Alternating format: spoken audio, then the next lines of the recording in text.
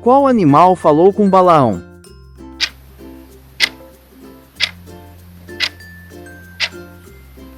Jumento. Em que evento Jesus transformou água em vinho?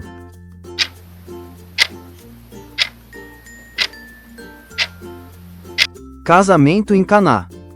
Qual filho de Abraão quase foi sacrificado no monte?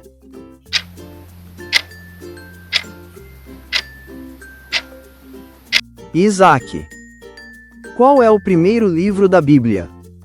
Se está curtindo, se inscreve para não perder os próximos desafios. Gênesis.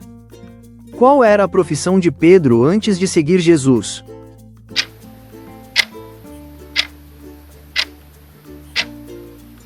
Pescador. Qual era o nome da esposa de Abraão que deu à luz Isaque na velhice?